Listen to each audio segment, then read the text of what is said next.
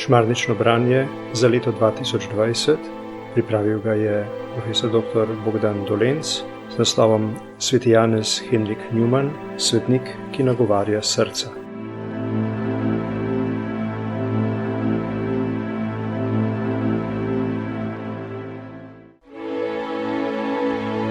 Triindvajseti dan. Proč z oratorijanci.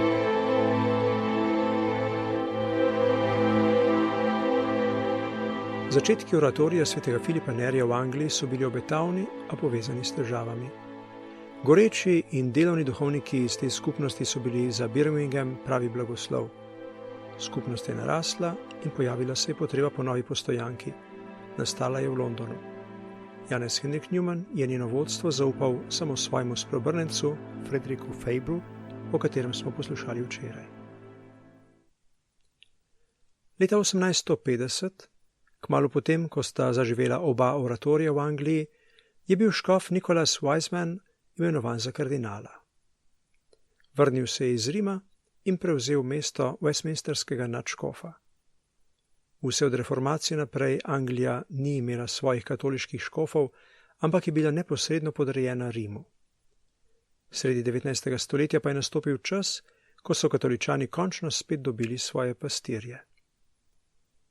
Kardinal Wiseman je imel rad slovesna dejanja, izredne dogodke in visokoleteče besede, ni pa dovolj poznal razpoloženja med protestanti v Angliji. Iz Rima je poslal pastirsko pismo, ki so ga brali s prižnic. V njem je slovesno napovedal veliki dogodek obnovitve katoliške hierarhije.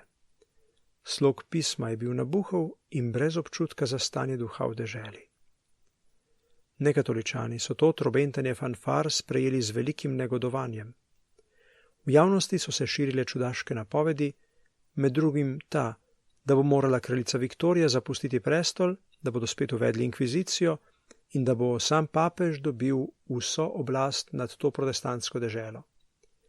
Izmišljali so si novice, da po reki Temzi proti Londonu že plujejo čolni polni jezuitov. Otroke so strašili, da bo poni prišel papež. Povsod je bilo čutiti protikatoliško razpoloženje. Po ulicah so zažigali cunjaste lutke kardinala in papeža.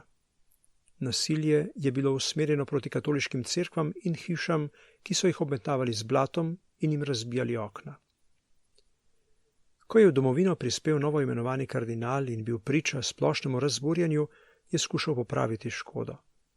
V pismu se je obrnil na vse ljudstvo.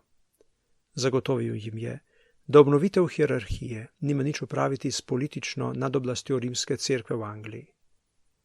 Te pomirjujoče razlage pa je večina zavrnila kot še en primer papeških laži in zvitosti.